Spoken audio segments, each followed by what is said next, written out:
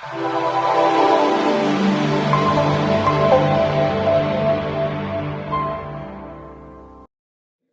Hey everybody, this is Rob Keynes of goldsilverpros.com. I'm here with Ronald Stoeferle, who's the managing partner and fund manager at Incrementum. How are you doing today? Very good, Robert. Yeah, thanks for inviting me. Yeah, happy to have you on. I've been following your research for it seems like years. And, I've done some of my own research over the years. It started me getting laid off from a public accounting firm job in early 2009 and starting to do some research. Found Austrian economics, found gold and silver, and found what I think is probably a better explanation for how the economy works. And I think you do that very well as well. In fact, your incremental report is a must read for me every year when you guys publish that. It's usually something I'll cover as well. I've written about it on Seeking Alpha and on our website. So very happy to have you on finally, and wanted to chat a little bit about the markets today. Absolutely. Thanks. We just got the printed copies of the report. It's awesome. It's quite a break, and every year I just wonder how we do it, because it's so much work. And yeah, happy to talk about the topics of the report. So how do I go about getting a copy of the print report? I'd love to have one. Is it well? We only send it out to clients of Incrementum. I see. So you would have to become an investor in our investment funds or a wealth management, but we cannot accept Americans due to regulatory issues, unfortunately. But perhaps I can send you a copy. That would be wonderful. I'll take care of it. Yes. Yeah, it'd be wonderful if you could. And for everybody else, you can go to the website and incrementum.com, I believe.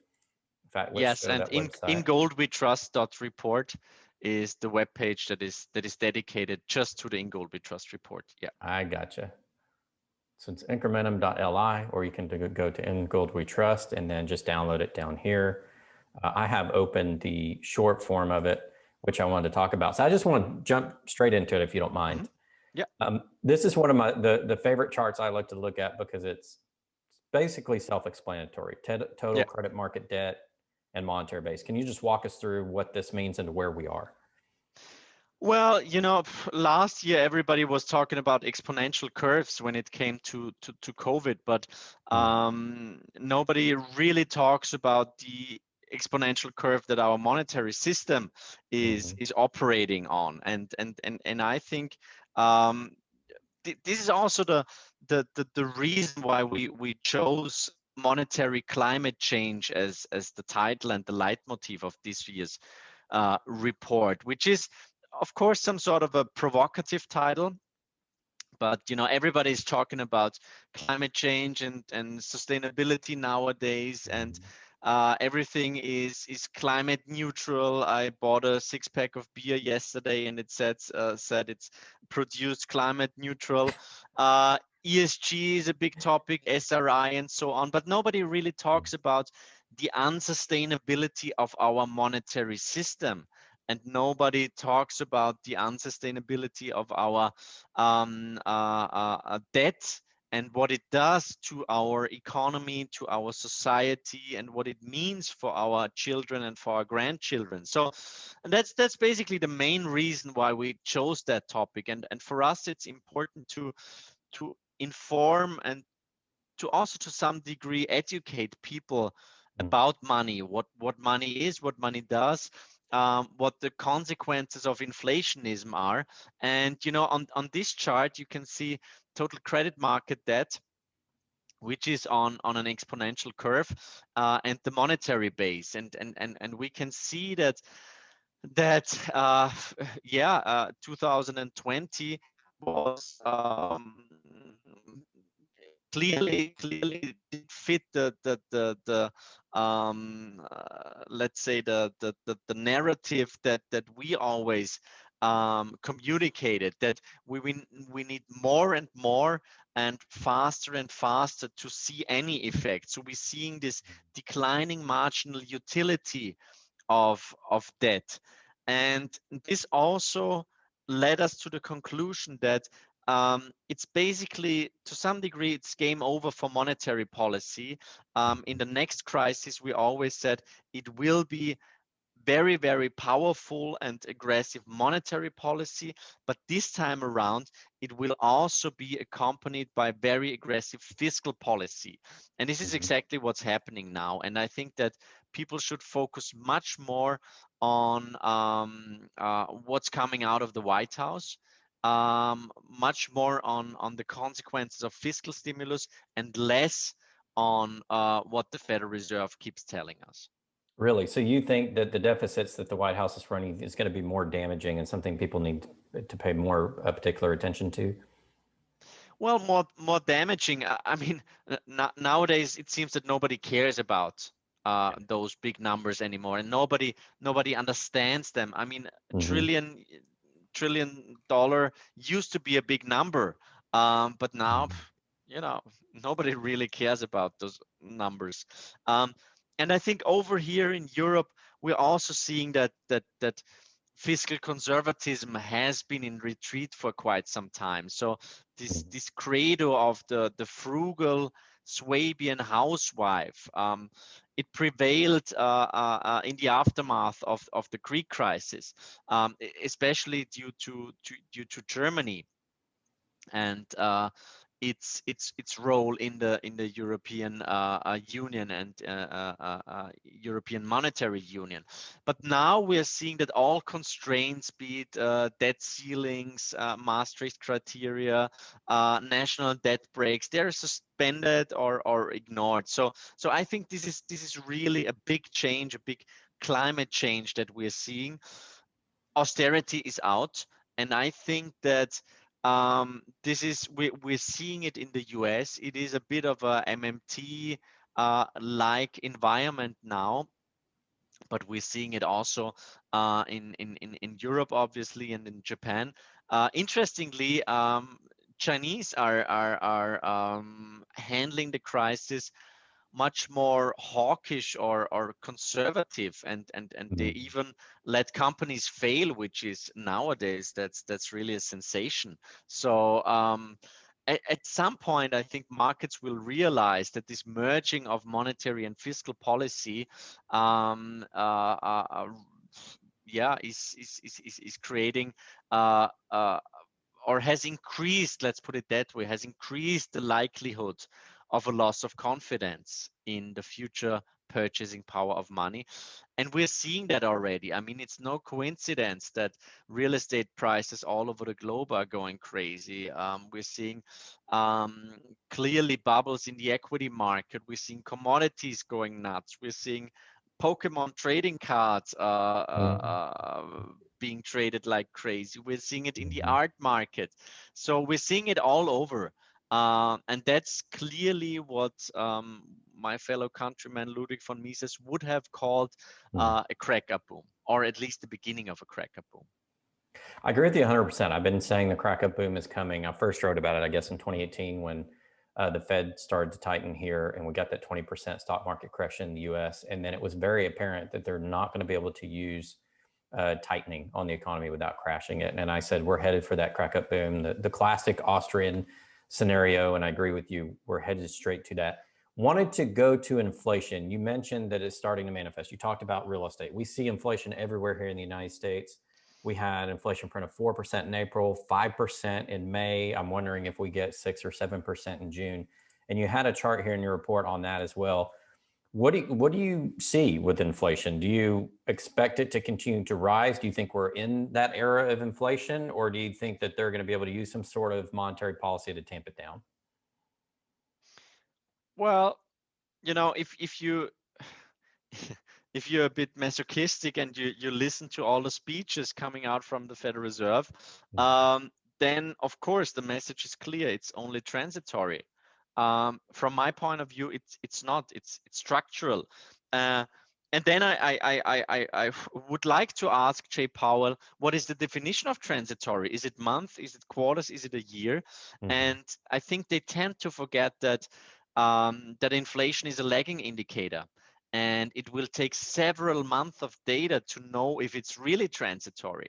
So I said in an interview recently, they must be listening to Guns N' Roses, because they keep telling us all we need is just a little patience.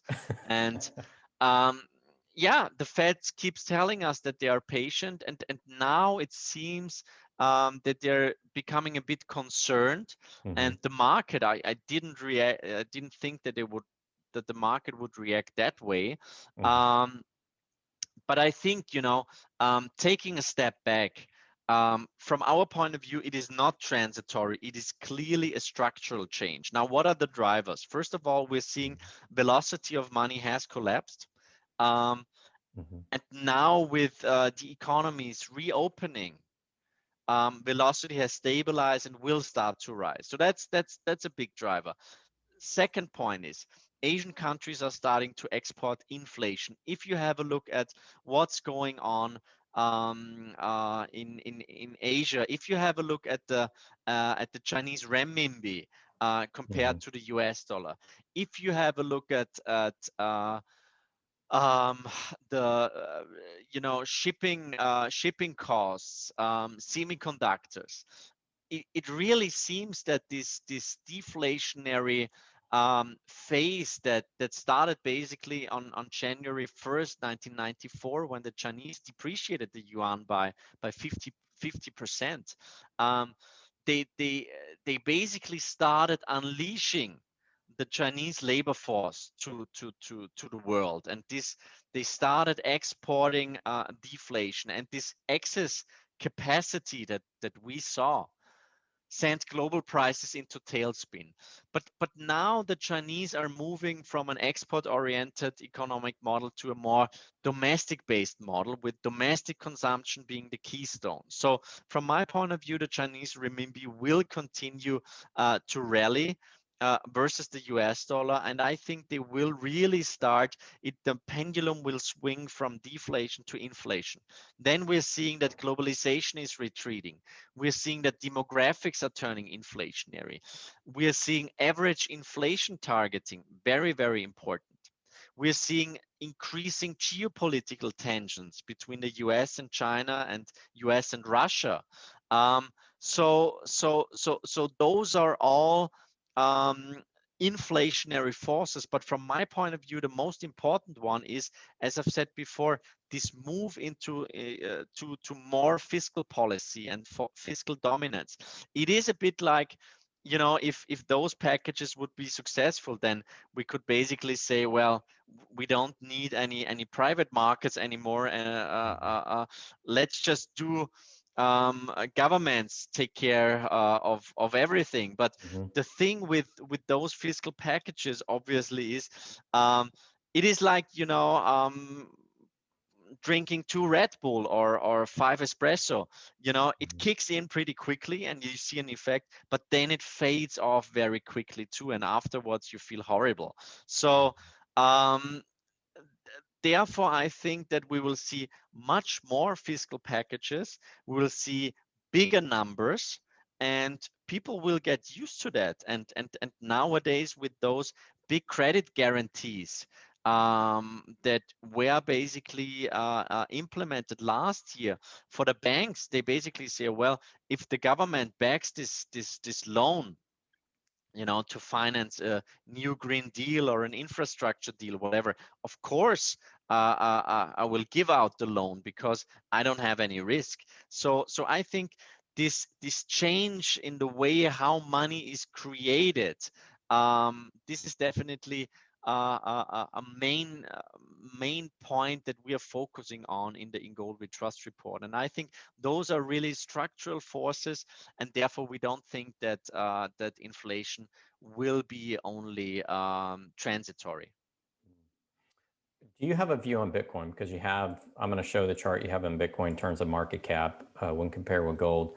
Bitcoin's, not obviously being much newer, not having the 5,000-year history, doesn't have the capitalization of gold. But do you think Bitcoin's going to be a big player going forward? Do you think that's a legitimate alternative investment class for people who are looking maybe to diversify outside of the dollar or any dollar-denominated assets?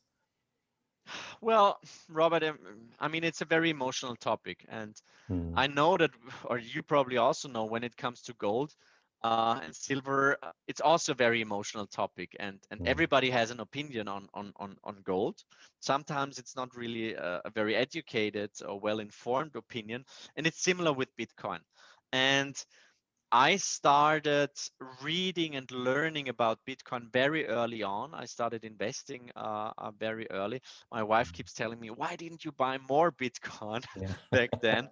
But I think, um, it is. I don't really see it as a competitor like many in the industry do for some reason. I'm seeing it as a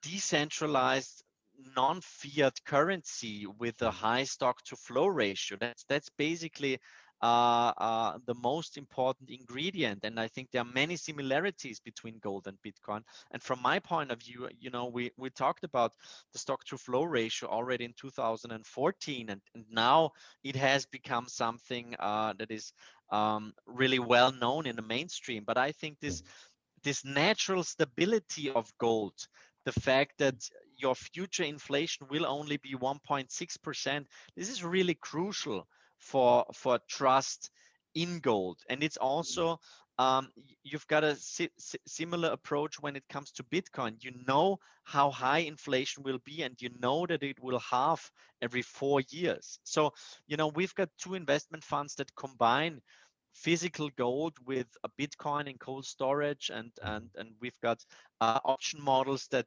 use and actually harvest the volatility that we're seeing in the Bitcoin market. So for us, the volatility is a friend, and I mean, to put it short, I think we've got gold for stability and Bitcoin for convexity. And it's really important. Last year, many people, especially in fall, said, well, the time of gold is over. That's it. Bitcoin is taking it over. And I always said, well, you shouldn't expect Bitcoin like performance from gold, and it's got completely different volatility characteristics. But I think gold is really there to preserve and to ensure your hard-earned money and to protect your future purchasing power.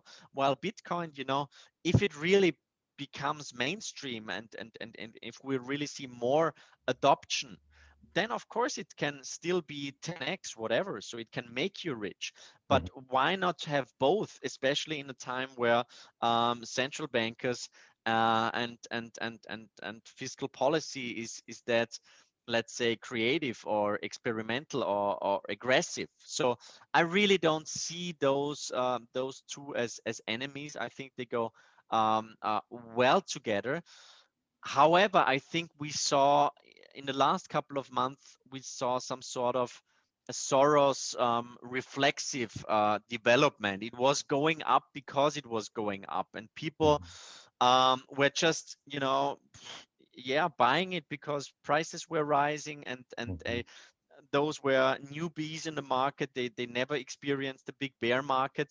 So I think it's good that we're seeing a major correction now.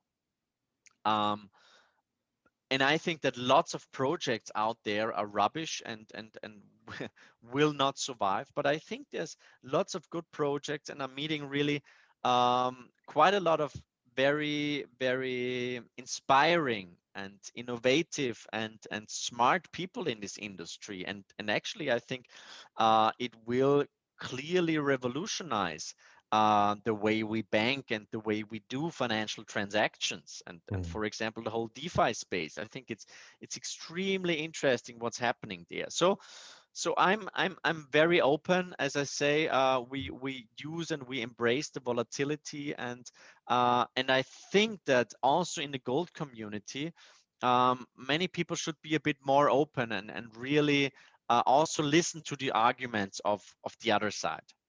Yeah. Do you think, based upon your studies of the fiat currencies and where we are in this cycle of fiat currencies, that the central banks are going to use the digital currencies? Are we transitioning to those? We've heard a lot of news from China and Europe and now the U.S. about that. Do you think we're about to enter the era of the central bank digital currencies? Yes, and I think it's happening, and I think COVID has clearly been a catalyst for that. Hmm. We quote, for example, the report by the Bank for International Settlements, which was really a big joint project by the most important central banks. Um, we follow what's going on in China in detail, and it's clear, it's coming, and obviously it's exactly the opposite from decentralized cryptocurrencies. Yeah, they are centralized. They are digital fiat money basically, and of Yes. course, it is a way to introduce massive financial repression, because if you've got your digital Fed wallet, then we can say, well, the economy is not doing so well and inflation rates are too low. So, Robert, there we go. You've got 5,000 digital dollars in your Fed wallet, and go spend it. But you have to spend it within the next 2 weeks. Otherwise, we will deduct 5% interest, or it will become worthless, whatever. And of course, um, it's also that. So for me, it's basically the next step of financial repression. I think central bankers are really using the momentum of real cryptocurrencies. Um, but it is yeah, it is a development that we see a bit like the wolf in how they say, the wolf in sheep's clothing.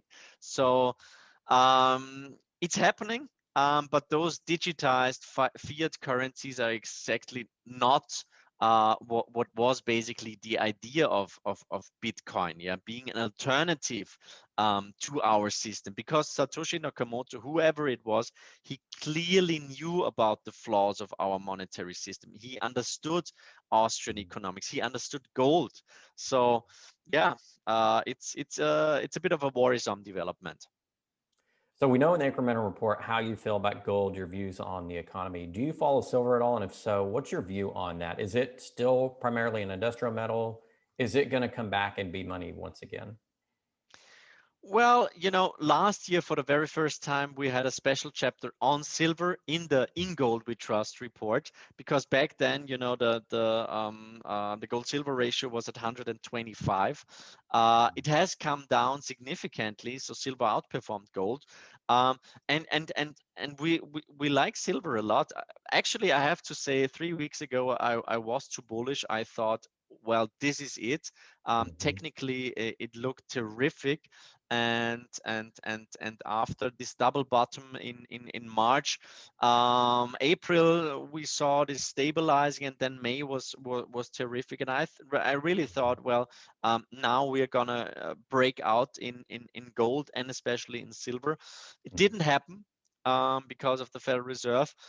I think for the longer term, the supply side, but also the demand side looks terrific.